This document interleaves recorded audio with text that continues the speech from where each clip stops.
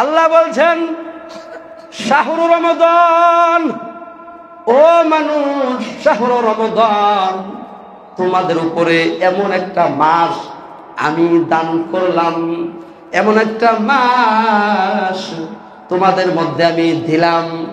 উনজিলা ফিহিল কোরআন, যেই মাসে আমি কোরআনুল কারীম নাজিল করেছি। কোরআনুল কারীম রমজানুল মুবারক মাসে নাজিল করেছি। হুদাল লিন্নাস, এই কোরআনের মধ্যে মানুষের জন্য হেদায়েতের বাণী রয়েছে।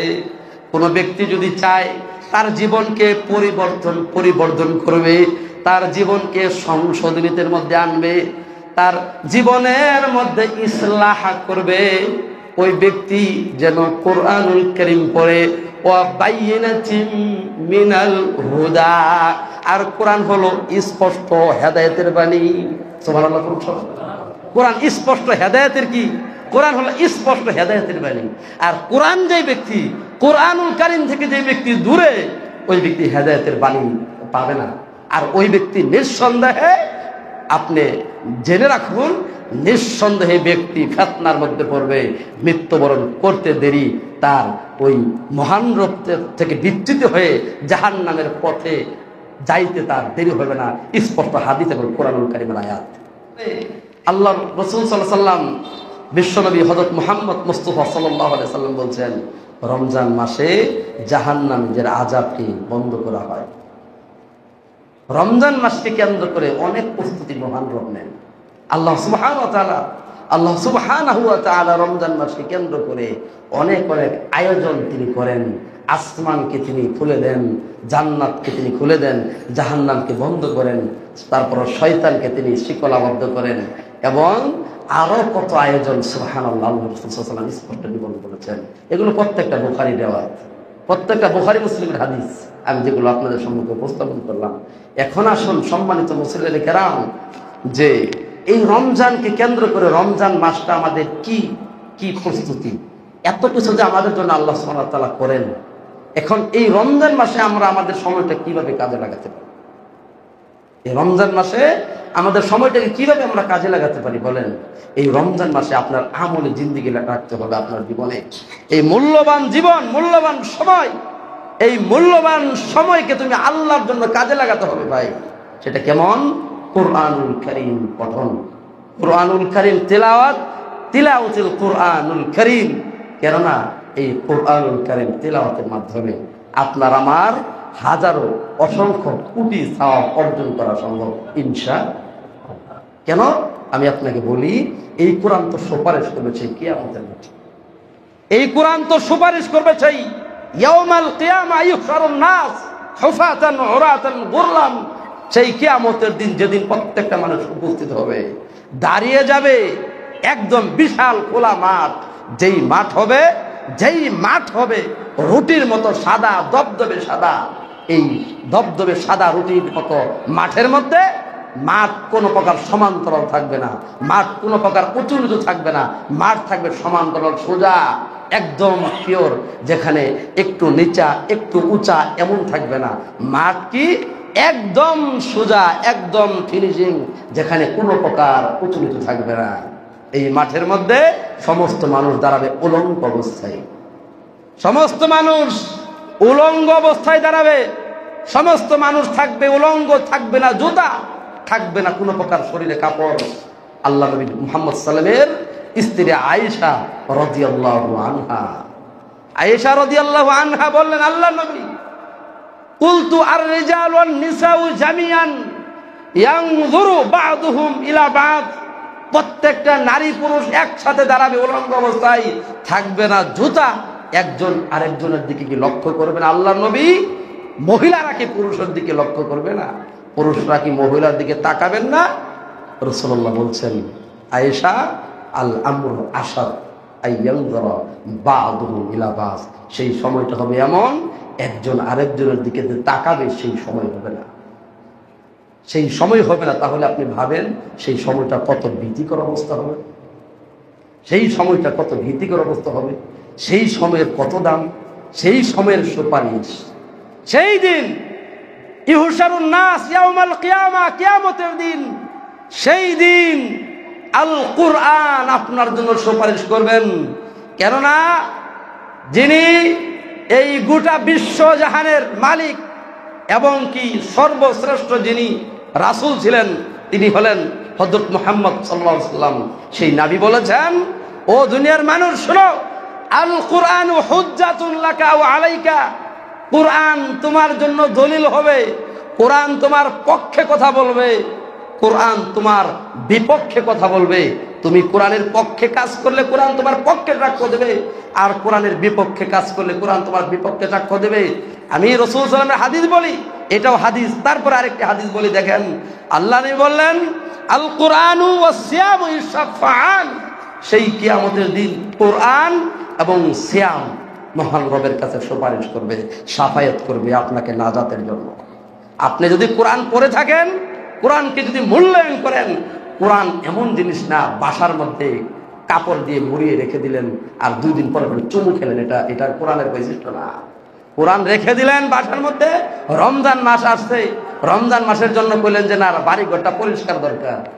রমজান মাস আসলে তো বাড়িঘর পরিষ্কার করে অনেকেই, রমজান মাস আসলে ঘর সাফ করে, রমজান মাস আসলে গ্রামগঞ্জে দেখতাম আমরা, রমজান মাস আসলে ওই কিছু কাদামাটি নিয়ে যাদের দেওয়ালের ঘর, সেই দেওয়ালগুলো আপনার করা হয়, পরিষ্কার করা হয়, অর্থাৎ লেপে দেওয়া হয়। এটা নাকি রমজানে তাদের প্রস্তুতি। রমজান মাস আসলে কাপড় দেওয়া হয়, এটা প্রস্তুতি। রমজান মাস আসলে কি করা হয়, সুন্দর করে অনেকেই ইফতারির বিভিন্ন রকমের খাবার যত কিছু আছে সমস্ত আয়োজন করা হবে, কিন্তু আমলের কথা জীবনে তারা মাথায় নিয়ে আসে না। এটা তাদের প্রস্তুতিমূলক বয়ান, এটা তাদের প্রস্তুতিমূলক বিবরণ। কিন্তু মহান রব বলছেন কি, রমজানুল মুবারকে তুমি তোমার বাসা পরিষ্কার করো চাই না করো, তুমি তোমার কাপড় পরিষ্কার করো চাই না করো, তুমি তোমার খাবার সরঞ্জামাদি ইফতার থাক চাই না থাক, তুমি এক ডুব পানি খেয়ে হলেও যদি তুমি ইফতার করো এবং কি তুমি যদি কুরআনুল কারীম তেলাওয়াত করে কন্টিনিউ প্রত্যেক দিন, তাহলে ইশফাআনা ইয়াউমাল কিয়ামা, এই কোরআন তোমার জন্য কিয়ামতের দিন সুপারিশ করবে, হুজ্জাতান লাকা, তোমার পক্ষে যাবে ইনশাআল্লাহ, আর এর বিবরণে তুমি জান্নাতুল ফিরদাউসে যাবে। সুবহানাল্লাহ বলুন। কেননা রাসূল সাল্লাল্লাহু আলাইহি ওয়াসাল্লাম বলছেন যে কোরআন কি বলবে কিয়ামতের দিন, কোরআন মহান রবকে বলবে, কোরআন মহান রবকে বলবে, মানাতুহুন নাউমা, ও আল্লাহ এই ব্যক্তি আমি কুরআনুল কারীম আপনি দুনিয়াতে প্রেরণ করেছেন, বিশ্বনবী মুহাম্মদ সাল্লাল্লাহু আলাইহি সাল্লামের উপরে নাজিল করেছেন। এই কুরআনুল কারীম এই ব্যক্তি ঘুমকে বাদ দিয়ে দিয়েছিল, মানাতুহুন নাউমা, রাতের অধিকাংশ সময় না ঘুমে আমি কোরআনকে সেই ব্যক্তি পাঠ করেছে। রাতের ঘুমকে কি করেছে, রাতের ঘুমকে না করে দিয়েছে। রাতের বেলা যখন রমজানুল মুবারক মাস, সুবহানাল্লাহ, এমনিতেই তো রমজান মাস ছাড়াই, রমজান মাস না থাকলেও আমাদের যদি আমরা আমল করি, কোরআন পড়ি, রাতের বেলা যদি পড়ি, সবসময় যদি পড়ি, সওয়াবের তো কোনো অভাব নেই। কিন্তু রমজান মাস তো, রমজান মাস যে কত প্রকার, কত মহিমান্বিত রজনী বা দিনগুলো, এটা বাসায় প্রকাশের ক্ষমতা আমার নেই। কিন্তু আমি এতটুকু জানি এই দিনগুলোতে আমল করার মাধ্যমে যতক্ষণ আপনি আল্লাহর কাছে পর্যাপ্ত পরিমাণ সওয়াব চলে যাবে, কিয়ামতের দিনের কথা। সেদিন কোরআনকে জিজ্ঞেস করা, কোরআন বলবে আল্লাহর কাছে, আল্লাহ এই যে এই লোকটাকে আপনি মাফ করে দেন, কেননা কি করছে, এই লোককে কি করছে, মাফ করবো কেন, এই লোককে মাফ করবেন এই জন্য, কেননা এই লোক রাত্রি জাগরণ করে আমি কোরআনকে হেফাজত করেছে, কোরআন তেলাওয়াত করেছে, সেই জন্য এই লোক মাফ করে দেবেন। জোরে সুবহানাল্লাহ। আর কোরআন যদি তোমার বাসার সেই টেবিলের মধ্যে থাকে, বছরের পর বছর, মাসের পর মাস ধুলা বালু গিয়ে তোমার কোরআনকে মুড়িয়ে ফেলেছে, সুন্দর করে আবরণ পয়দা হয়ে গেছে। এই কোরআন হয়তোবা রমজান আসলে কোরআনকে খালি সেই ময়লাগুলো পরিষ্কার করে সুন্দর করে আবার ওই জায়গাতে রেখে দেওয়া আর বুকের সাথে লাগানো আর একটা চুমু দেওয়া, এটা নাজাতের কারণ হবে না, এটা নাজাতের কোনো কারণ হবে না। কেননা আল্লাহ নবী বলছেন কোরআন তোমাকে পাঠ করতে হবে। রাসূলুল্লাহ বলছেন, খায়রুকুম মান তাআল্লামাল কুরআন ওয়া আল্লামা। আল্লাহ নবী বলছেন, ও মানুষ সম্প্রদায় তোমরা যারা, ইয়া আইয়ুহান নাস, ইয়া শাবাব, ইয়া আইয়ুহাল মুসলিমুন, তোমরা যারা মুসলিম রয়েছো, তোমরা যারা আবিল মুমিন মুসলিম এবং যারা মুমিন, তোমাদেরকে আমি বলি যে তোমরা কুরআনুল কারীমের একটি আয়াত যদি একটা অক্ষর যদি কাউকে শিক্ষা দাও, তুমি যেমন উত্তম হলে, যেই ব্যক্তি শিখলো ওই ব্যক্তি উত্তম হলো, আর যেই ব্যক্তি শিক্ষা দিবে তোমাদের দুনিয়াতে সমস্ত মানুষের চাইতে ওই ব্যক্তি উৎকৃষ্ট মানুষ, দুনিয়ার সমস্ত মানুষের চাইতে উৎকৃষ্ট মানুষ। আরবি একটা অক্ষর মানে কি? আলিফুন একটা হরফ, লামুন আলিফুন একটি হরফ, মিমুন একটি হরফ, লামুন একটি হরফ। এগুলো একটি একটি হরফ, একটি অক্ষর উচ্চারণ করলে শিখলে 10 নেকি পর্যন্ত হয়ে যায়, যার পর্যায়ক্রমে 700 গুণ পর্যন্ত আপনার সওয়াব বৃদ্ধি হয়ে যায়। তাহলে আপনি বলুন মহান রব কি, কত বড় দয়াশীল রব, যিনি আমাদেরকে জান্নাতে নেওয়ার জন্য কত পায়তারা করছেন। সুবহানাল্লাহ বিহামদিহি সুবহানাল্লাহিল আযীম। তাহলে আমরা বুঝতে পারলাম কুরআনুল কারীমের একটা মর্যাদা রয়েছে। আল্লাহ বলছেন শাহরু রমাদান, ও মানুষ, শাহরু রমাদান, তোমাদের উপরে এমন একটা মাস আমি দান করলাম, এমন একটা মাস তোমাদের মধ্যে আমি দিলাম, উনজিলা ফীহিল কুরআন, যেই মাসে আমি রব কুরআনুল কারীম নাজিল করেছি। কুরআনুল কারীম রমজানুল মুবারক মাসে নাজিল করেছি। হুদাল লিন্নাস, এই কোরআনের মধ্যে মানুষের জন্য হেদায়েতের বাণী রয়েছে। কোন ব্যক্তি যদি চায় তার জীবনকে পরিবর্তন করবে, তার জীবনকে সংশোধনীর মধ্যে আনবে, তার জীবনের মধ্যে ইসলাহ করবে, ওই ব্যক্তি যেন কুরআনুল কারীম পড়ে। ওয়া বাইয়িনাতিন মিনাল হুদা, আর কোরআন হলো স্পষ্ট হেদায়েতের বাণী। সুবহানাল্লাহ। কোরআন স্পষ্ট হেদায়েতের কি? কোরআন হলো স্পষ্ট হেদায়েতের বাণী। আর কোরআন যে ব্যক্তি, কুরআনুল কারীম থেকে যে ব্যক্তি দূরে, ওই ব্যক্তি হেদায়েতের বাণী পাবে না। আর ওই ব্যক্তি নিঃসন্দেহে, আপনি জেনে রাখুন, নিঃসন্দেহে ব্যক্তি ফিতনার মধ্যে পড়বে, মৃত্যুবরণ করতে দেরি, তার ওই মহান রব থেকে বিচ্যুত হয়ে জাহান্নামের পথে যাইতে তার দেরি হবে না। স্পষ্ট হাদিস এবং কুরআনুল কারীমের আয়াত। কারণ কি, আরেকটি হাদিস দেখেন, আল্লাহ নবী বলছেন তলাবুল ইলমি ফরিয়াদাতুন লিকুল্লি মুসলিমা মুসলিমা, যে প্রত্যেকটি মুমিন নরনারীকে কোরআন শিখতে হবে। প্রত্যেকটি কি মুসলিম নরনারীকে কি করতে হবে বলেন? কুরআনুল কারীমের শিক্ষা একান্ত জরুরি।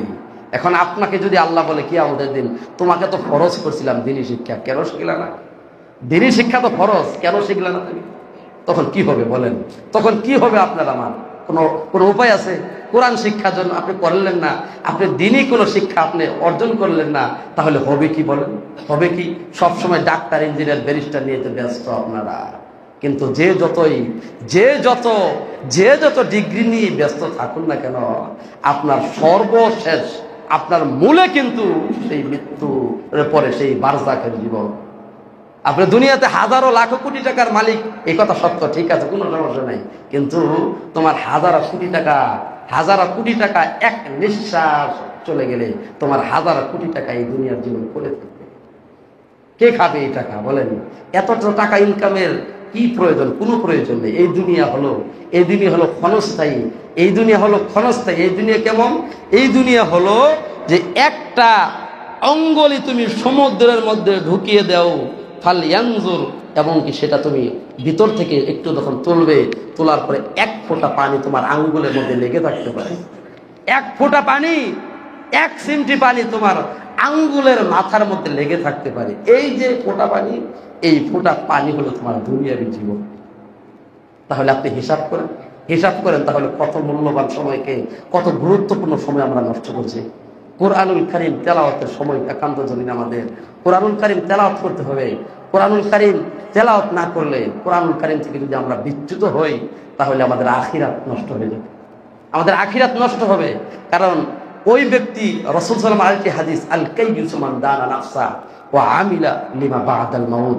ও মুসলিম, ও আমার উম্মতে মুহাম্মদ, তোমরা শোনো, তোমাদের জন্য বলছি, বুদ্ধিমান ওই মানুষ, বুদ্ধিমান ওই ব্যক্তি যারা দুনিয়াতে থাকা অবস্থায় সমস্ত চিন্তা আখিরাতের জন্য করে পাঠিয়ে দেয়, সমস্ত কাজ আমল করে আখিরাতের জন্য পাঠিয়ে দেয়। এই ব্যক্তি হলো তোমাদের মধ্যে সর্বোৎকৃষ্ট বুদ্ধিমান। সুবহানাল্লাহ বলুন। এখন আসুন, কোরআনের মর্যাদা কেমন। কোরআনের মর্যাদাতে আজকে যারা বড় হয়েছে তারা কুরআনুল কারীমের সম্মানে বড় হয়েছে। আজকে টাকা পয়সা থাকলেই সম্মান না, সম্মান হলো, ইজ্জত হলো মহান রবের কাছ থেকে, যেটা আসমান থেকে আসে, যেটা আসমান থেকে আসে। দেখেন একটি ঘটনা আপনাদের সম্মুখে আমি ইতিপূর্বে ঘটনাটা বলেছিলাম, তারপর আজকে বলছি। এটা আপনার ওমর ইবনুল খাত্তাব রাদিয়াল্লাহু আনহু, ওমর ইবনুল খাত্তাব জেরুজালেম যখন বাইতুল মুকাদ্দাস বিজয়ের জন্য যখন তিনি যাবেন, 4000 সাহাবী সেখানে গেলেন, 4000 সৈন্য সেখানে গেলেন। কিন্তু বাইতুল মুকাদ্দাসের বিজয় ইতিপূর্বে আপনার মুসা আলাইহিস সালাতু ওয়াস সালাম, তারপরে অনেকে চেষ্টা করেছিল কিন্তু সেটা সম্ভব হয়নি। শেষ পর্যন্ত এই ওমর ইবনুল খাত্তাব রাদিয়াল্লাহু আনহু যখন খলিফাতুল মুসলিমিন ছিলেন, তিনাকে পাঠানো হয়। তিনি ওই 4000 সৈন্য পাঠালেন যে কি যাও তোমরা সেখানে গিয়ে ওই পাদ্রী যিনি আছেন বাইতুল মুকাদ্দাসের দায়িত্বশীল, তার কাছ থেকে চাবি হস্তান্তর করো তোমরা গিয়া। কিন্তু সমস্ত সাহাবীরা গেলেন, যার পরে জেরুজালেম দখল করা হলো, জেরুজালেমের চতুর্দিক থেকে। কিন্তু এক পর্যায়ে ওমর ইবনুল খাত্তাব রাদিয়াল্লাহু আনহু সেখানে সাহাবীরা, কিছু সাহাবী, বড় বড় সাহাবীরা ওখানে থাকার পর পাদ্রী চাবি হস্তান্তর করছেন না ওমর ইবনুল খাত্তাব যতক্ষণ পর্যন্ত সেখানে না যাবে। কিন্তু সম্মানিত মুসলিম কেরাম, ওমর ইবনুল খাত্তাব রাদিয়াল্লাহু আনহু এমন একজন সাহাবী ছিলেন যিনি গোটা অর্ধজাহানের শাসক ছিলেন। সুবহানাল্লাহি ওয়া বিহামদিহি সুবহানাল্লাহিল আযীম। এই ওমর ইবনুল খাত্তাব রাদিয়াল্লাহু আনহু তিনি গোলামকে নিয়ে তালিযুক্ত কাপড় পরিধান করেছেন। আপনারা শুনেছেন না ঘটনা? তারপরে বলি শিক্ষা, যত কোরআনের মর্যাদা আছে। এই ওমর ইবনুল খাত্তাব তালিযুক্ত একটা কাপড় পরিধান করলেন, যেখানে এই চতুর্দিক থেকে ছিঁড়া ফাড়া কাপড়, যেখানে তালিযুক্ত কাপড়, মোট কথা এরকম করে তিনি সফর করলেন। তিনি আপনার উটের পিঠে উঠেছেন। তিনি উটের পিঠে ওঠার পরে কিছুক্ষণ পর্যন্ত তার আপনার যে গোলাম ছিল, সেই গোলাম কিছুক্ষণ পর্যন্ত তাকে রশি ধরে টেনে নিয়ে যাচ্ছেন। তারপরে গোলামকে উঠালেন উটের উপরে পিঠে। ওমর ইবনুল খাত্তাব রাদিয়াল্লাহু আনহু উটের রশি ধরে তিনি কিছু দূর নিয়ে যাচ্ছেন। এমন পালা বদল করে করে তারা চলছেন। এক পর্যায়ে যখন ফিলিস্তিন আপনার সেখানে ওই বাইতুল মুকাদ্দাসে যখন চলে গেলেন, তার কাছাকাছি পর্যায়ে, তখন ওমর ইবনুল খাত্তাবকে দেখে বিশাল সাহাবীরা বললেন, আমিরুল মুমিনিন করছেন কি কাজ করেছেন, এটা কিভাবে হলো? আপনি হলেন মুসলিম জাহানের শ্রেষ্ঠ একজন শাসক বর্তমান সময়ের, আর এই মুহূর্তে আপনার এই কাজ করে আসতেছেন, এটা দেখলে তো মানুষ না কি বলবে? আপনার তো একটা ইজ্জত আছে, আপনার তো একটা সম্মান আছে, আর আপনি এইভাবে ছিঁড়া ফাড়া কাপড় পরিধান করে চলে আসছেন। তখন ওমর ইবনুল খাত্তাব একটা কথা বলেছিলেন, সেটা স্বর্ণ অক্ষর দিয়ে লেখা রাখা উচিত। হাদিসের ভাষাতে এটা আপনার এমন ভাবে মোহরাঙ্কিত বলা যায়, স্বর্ণ খচিত। এই কথাটাকে এমন সুন্দর করে হাদিসের ভাষার ভিতরে সাজিয়েছেন ইমাম ইবনে হাজার আসকালানী হাফিজ রাহিমাহুল্লাহ এবং ইমাম বুখারী রাহিমাহুল্লাহ। তিনি বলছেন, লিকুন্না রুআতুন। ওমর ইবনুল খাত্তাবের কথা, ওই সাহাবীদের কথার প্রত্যুত্তরে তিনি বলছেন, লিকুন্না নাহনু রুআতুন। আমরা মরুভূমির রাখাল ছিলাম, আমরা ছিলাম মরুভূমির রাখাল, আমরা জরাজীর্ণ মানুষ ছিলাম, আমাদের কেউ দাম দিত না, আমরা ছিলাম একজন নাজেহাল, আমরা এক স্বাভাবিক পর্যায়ের মানুষ ছিলাম, আমাদের কোনো মূল্যায়ন ছিল না। আজকে এই পর্যায়ে নিয়ে আসা, আজকে অর্ধজাহানের শাসক যিনি ওমর ইবনুল খাত্তাবকে আল্লাহ বানিয়েছেন, সেখানে এই নতুন জামা কাপড় পরিধান করার মাধ্যমে নিয়ে আসেনি, এই জায়গাতে নিয়ে এসেছেন নাহনু রুআতুন, আমরা মরুভূমির রাখাল ছিলাম।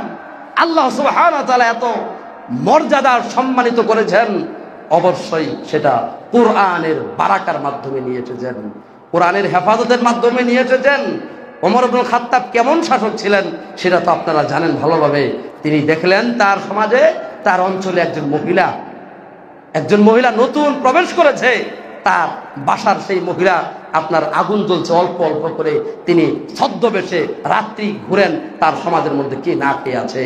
তিনি দেখলেন যে এক কোণার মধ্যে একজন বিশাল শেষ বর্ডারের দিকে একটা মহিলা তার 2-3টা বাচ্চা নিয়ে আপনার ওই বাচ্চাগুলো কান্না করছে রাতের বেলা, আর অল্প অল্প করে আলো জ্বলছে মোমবাতির মতো।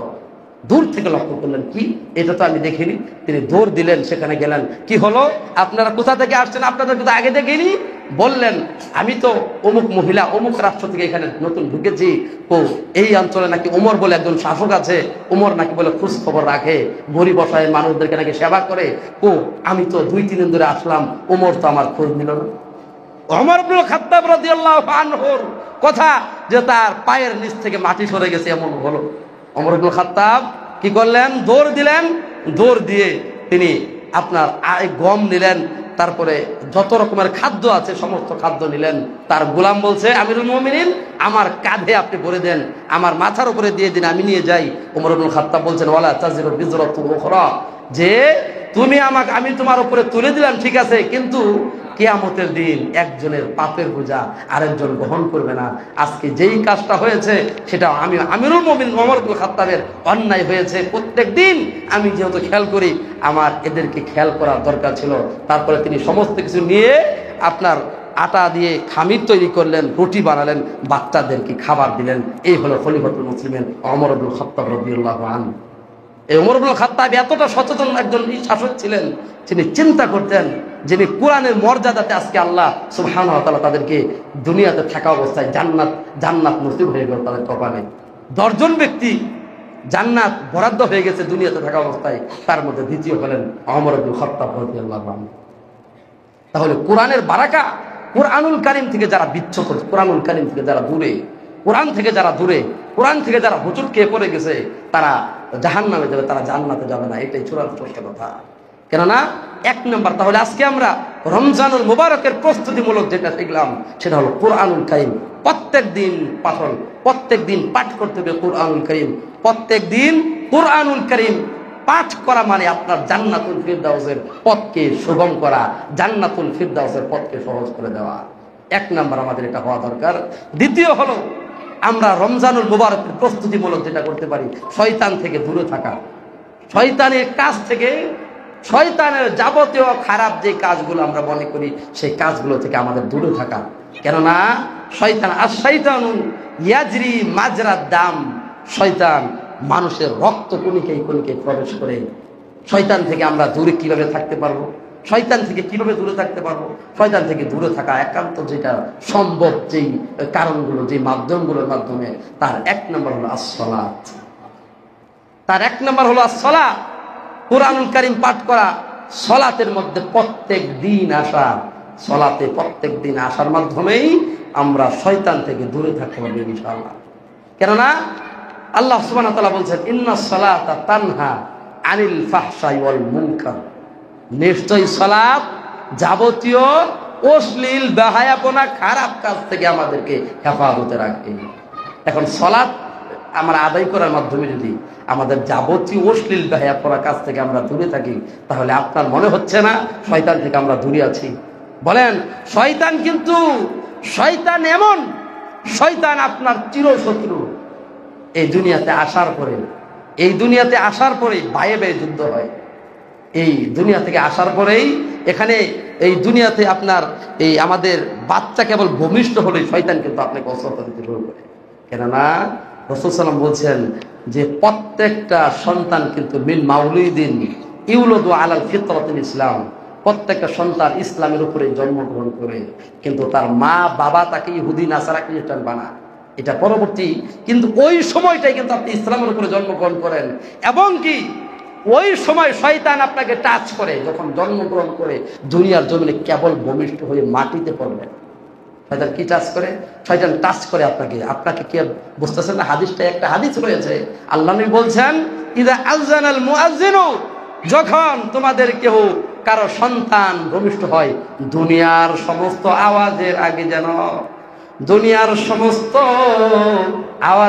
যেন আযানাল মুআজ্জিন, মুআজ্জিনের আজানটা যেন বাচ্চার কানের মধ্যে যায়। সুবহানাল্লাহ। সমস্ত আওয়াজের আগে এই দুনিয়ার সমস্ত আওয়াজ, এই দুনিয়ার যত আওয়াজ রয়েছে, মেল ফ্যাক্টরির আওয়াজ, তারপরে কি গাছালির আওয়াজ, বাতাসের শব্দ, এবং কি কত রকমের শব্দ দুনিয়ার মধ্যে আছে, সমস্ত শব্দের আগে তোমার আল্লাহু আকবার, আল্লাহু আকবার, এই আওয়াজটা বাচ্চার কানে দিতে হবে। কেননা বাচ্চার কানে যদি এই শব্দ না যায়, তোমার বাচ্চা আদর্শবান হবে না, নিঃসন্দেহে হবে না। আদর্শবান হবে না, নিঃসন্দেহে হবে না, যার ব্যাপারে কোনো প্রকার সন্দেহের অবকাশ নেই। আজকে বাচ্চা হয়ে গেছে 2-3 দিন, তারপরে ডাক দিয়ে যে কি আজান দেওয়া দরকার বাচ্চার কানে, কিন্তু এগুলো তো ঠিক না ভাই। আরেকটি রেওয়াত আছে, এক কানে আজান আরেক কানে একামত। এই হাদিসটি জয়ীফ, এটা দুর্বল হাদিস। অর্থাৎ আপনার সন্তানের কানে শুধু আজান, আজান বলতে পুরাটা দিতে হবে, বিষয়টা এরকম না। আল্লাহর ব্যাপারে তাকে, আল্লাহর বরত্বতা, মহান রব যে আর রহমান আলাল আরশ ইস্তাওয়া, মহান রব যে লিল্লাহি রাব্বিল আলামিন, গোটা বিশ্বজাহানের মালিক, এই তাকবীর, এই তাহলিল, এই তাসবিহ তার কানের মধ্যে পৌঁছাই দিতে হবে। বুঝতে পারলেন? এই তাকবীর আর তাহলিল ও তাসবিহ ও তাহমিদ, এই প্রশংসা তার কানের মধ্যে পৌঁছে দিতে হবে, যে না তুমি গানের আওয়াজ শুনো না, কারণ শয়তান ওই মুহূর্তে ওয়াসওয়াসা দেয়। তাহলে কিভাবে বলতে পারেন বলেন? তাহলে কিভাবে বলতে পারেন যে শয়তান থেকে আপনি আমি মুক্ত আছি? বলেন বলেন। আজকে জুমার সালাত, আজকে জুমার সালাতে অনেকে এসেছেন, আল্লাহ যাদেরকে উপস্থিত করেছেন আলহামদুলিল্লাহ। কিন্তু যারা এখনো আসেনি, যারা আজকে জুমার সালাতে না এসে বাসার মধ্যে সুন্দর করে সারাদিন সকাল পর্যন্ত কাজ করছে, 10টা 11টা 12টা পর্যন্ত কাজ করে বাসায় শুয়ে হেডফোনটা কানের মধ্যে দিয়ে যারা গান শুনছে, আপনি কি মনে করেন তাদের উপর শয়তান ভর করেনি? বলেন, ভর করেনি? শয়তান তাদের উপরে 100% ভর করেছে। শয়তানের ওয়াসওয়াসার মাধ্যমেই তারা আজকে এখন পর্যন্ত বিছানাতে শুয়ে আছে, সালাতে না আসে। আপনি আসতে পেরেছেন, মহান রবের জন্য কৃতজ্ঞতা স্বীকার করুন। হামদান শুকরান লিল্লাহি রাব্বিল আলামিন। আমি ওই রবের জন্য শুকরিয়া আদায় করি যিনি গোটা বিশ্বজাহানের মালিক, যিনি আমাকে আজকে জুমার সালাতে আসার তৌফিক দান করলেন। আলহামদুলিল্লাহ। সম্মানিত ভাই, আমি আপনাকে দেখাই শয়তানের ধোঁকা কি, শয়তান কিভাবে ধোঁকা দিয়ে। দেখেন শয়তান কিভাবে ধোঁকা দেয়, আপনারা সবই জানেন, আপনাদেরকে একটু মাত্র স্মরণ করে দেওয়া যায়, আর বেশি কিছু না। শয়তানের ধোঁকা দেখুন, শয়তানের ধোঁকা হলো রমজান মাস ব্যবসায়ীদের জন্য। শয়তানের ধোঁকা কি? শয়তানের ধোঁকা হলো যে রমজান মাস আমলের জন্য প্রস্তুতি থাকা। রমজান মাস আমলের জন্য কি হতে হবে? আমাদের প্রস্তুতি গ্রহণ করতে হবে। কিন্তু আজকে যারা ব্যবসা বাণিজ্য করে তাদেরকে শয়তান ধোঁকা দিচ্ছে। তাড়াতাড়ি করে কয়েক লাখ টাকার মাল কিনে তাড়াতাড়ি করে ওই মুহতাকার গোদামজাত করো, তাড়াতাড়ি রমজান আসলে চড়া মূল্যে জাম যা তার থেকে দ্বিগুণ মূল্যে তুমি বাজারে ছেড়ে দিবা। আপনি মনে করছেন তাকে শয়তানে ধরেনি? শয়তানে ধরেনি তাকে, শয়তান তাকে ধরেছে, শয়তানের ওয়াসওয়াসা তাকে ধরেছে। কারণ ওর মধ্যে যদি মনুষ্যত্ববোধ থাকতো, ওর মধ্যে যদি মহান রবের আইয়াখাফু, মহান রবের যদি ভয় তার অন্তরের মধ্যে লালন হতো, তাহলে ওই ব্যক্তি কোনোদিন এই চিন্তা করতো। আগে তো তার আমল করতে হবে, ব্যবসা করতে হবে, এটা ঠিক, কিন্তু তার মানে ওই ন্যায্য মূল্য যেটা প্রত্যেকটা মানুষ রমজান মাসে সিয়াম রাখবে, তাদেরকে ওইভাবেই তো কাজটা করতে হবে, ঠিক না? বিষয়টা তো এরকম নাকি? তাহলে এইভাবে কাজটা আমাদের করা দরকার। তাদেরকে শয়তানে ধরেছে, কেননা ইয়াজরি মিনাদ দাম, শয়তান তো তোমার ওই রক্ত যেদিক দিয়ে যায়, রগের শিরায় উপশিরার মধ্যে ঢুকে শয়তান চলে। এখন আসেন, তাহলে আমরা কি বুঝলাম? সালাত কায়েম করার মাধ্যমে শয়তান আমাদের থেকে দূরে থাকবে ইনশাআল্লাহ, এটা একটা। দ্বিতীয়ত সিয়াম পালন করার মাধ্যমে শয়তান আপনার থেকে দূরে থাকবে। শয়তান কি?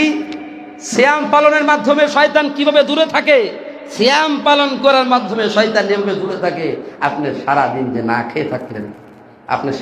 না খেয়ে থাকলেন, এই না খেয়ে থাকাতে যে শিরাগুলো, যেই আপনার ইগুলো রয়েছে, রগের যেগুলো ইগুলো আছে না, যদি রক্ত চলাচল, রক্তকণিকা যেটাতে চলাচল করে, এটা নিষ্পেষিত হয়ে যায়, এটা চেপে যায়, ওই জায়গাটা চেপে যায়, রক্ত চলাচলের জায়গাটা ওটা চেপে যায়, শয়তান ওদিক দিয়ে যাইতে পারে, ঢুকতে পারেন সব।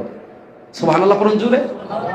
এটা কিন্তু দেখবেন প্রত্যেক ডাক্তারে এই সমস্ত তথ্য দেবে, এবং কি এটা রাসূলুল্লাহ সাল্লাল্লাহু আলাইহি সাল্লামের হাদিস থেকে জিনিসগুলো ডাক্তার অ্যানালাইসিস করে বাইর করেছে। তাহলে কোরআন যে আল্লাহ বলছেন ইয়াসিন আল কোরআনুল হাকিম, কোরআন যে বিজ্ঞানময়, তার স্পষ্টীকরণ মহান রক্ত কোরআনে বলছেন।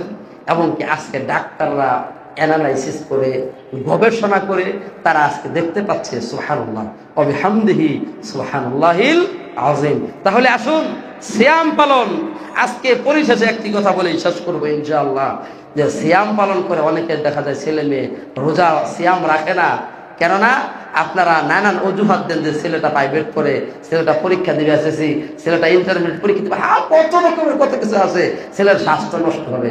লা হাওলা ওয়ালা কুওয়াতা ইল্লা বিল্লাহ, আস্তাগফিরুল্লাহ আল্লাযী লা ইলাহা ইল্লা হুয়াল হাইয়ুল কাইয়্যুম ওয়া আতুবু ইলাইহি। সম্মানিত মুসলিম, এখানে আপনাদের বলবো, যেই বাচ্চার বয়স 6-7 বছর হয়েছে তাকে এই বছর থেকে সিয়াম পালন করার অভিজ্ঞতা অর্জন করাতে হবে, কেননা 10 বছরের পর থেকে একটা সিয়াম ভাঙলে 60টা সিয়াম পালন করতে হয়, তার কাফারা এই আপনার একটা সিয়াম ভাঙার পরে 60টা সিয়াম পালন করা হয়।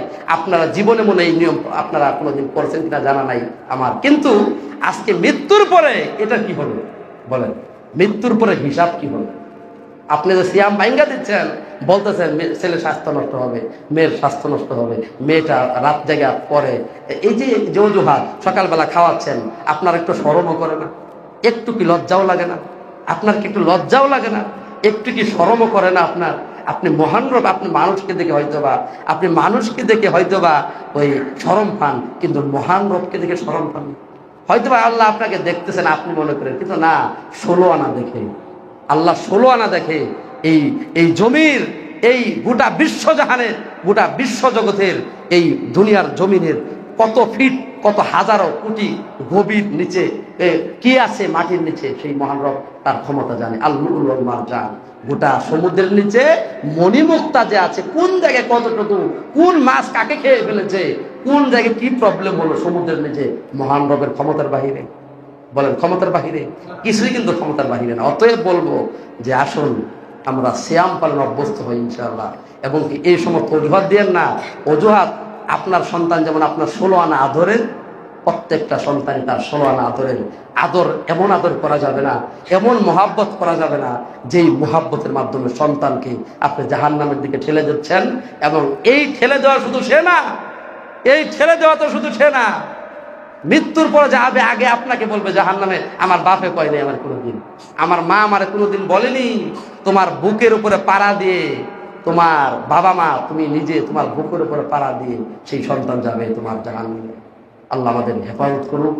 এবং কি রমজানুল মুবারকের প্রস্তুতিমূলক যেই সমস্ত তথ্য, আমাদের শয়তান থেকে দূরে থাকতে হবে, সালাত কায়েম করতে হবে, এবং কি সিয়াম পালন করতে হবে, এবং কি পরিশেষে যেটা আমাদের প্রত্যেক দিন কোরআনুল কারীম তেলাওয়াত চালু রাখতে হবে।